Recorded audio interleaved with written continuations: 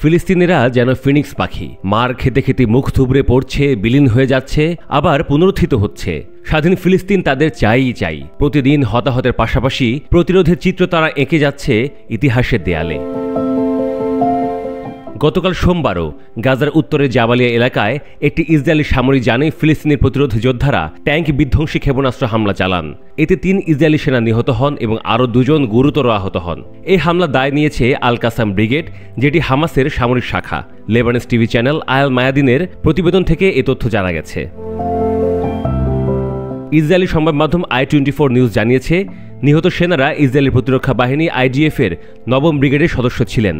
আহতদের উদ্ধার করতে প্রথমে একটি হেলিকপ্টার পাঠানো হলেও আশপাশে তীব্র গোলাগুলির কারণে অভিযান ব্যাহত হয়। পরে আরও হেলিকপ্টার এসে এলাকায় গোলাবর্ষণ করে উদ্ধার অভিযান চালানো হয়। এক হেলিকপ্টারকে লক্ষ্য করে গুলিও ছোড়া হয়। পরিস্থিতি খারাপ হওয়ায় কিছুটা সময় উদ্ধার অভিযান বন্ধ রাখতে হয়।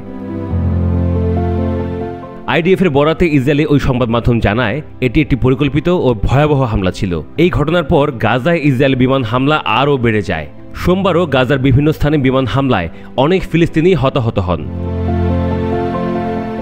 তুর্কি বার্তা সংস্থা আনাদোলু এজেন্সির প্রতিবেদন অনুযায়ী ফিলিস্তিনের অবরুদ্ধ গাজায় ইসরায়েলি হামলায় একদিনে 52 ফিলিস্তিনি নিহত হয়েছেন।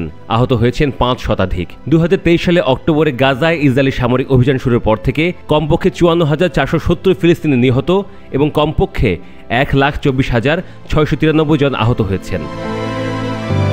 গাজার স্বাস্থ্য মন্ত্রণালয়ের বিবৃতিতে জানানো হয়, বহু মানুষ এখনও ধ্বংসস্তূপের নিচে এবং রাস্তায় আটকে আছেন। উদ্ধারকর্মীরা সেখানে পৌঁছতে পারছেন না।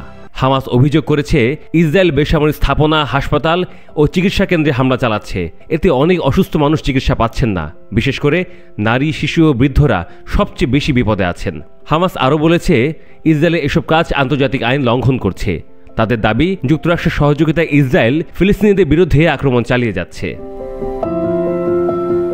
তাহলে কি ইসরায়েল ও ফিলিস্তিনের মধ্যে যুদ্ধ থামবে না? প্রক্রিয়া তো চলমান। নিউ ইয়র্ক টাইমস জানাচ্ছে, ইসরায়েল ও হামাস উভয় পক্ষই শান্তি স্থাপনের জন্য পরস্পরকে বাধা হিসেবে বিবেচনা করছে। তবে একটা বিষয় লক্ষণীয়, হামাস চায় দীর্ঘ যুদ্ধবিরতি, ইসরায়েল তা সংক্ষেপে চায়। ইসরায়েলের অভ্যন্তরেও দিন দিন দাবি জোরালো হচ্ছে, যেন দ্রুত যুদ্ধ থামানো হয়, পরস্পরের বন্দীদের ছেড়ে দেওয়া হয়, রাজনৈতিকভাবে সমস্যার সমাধান করা হয় এবং শান্তি স্থাপন হয়।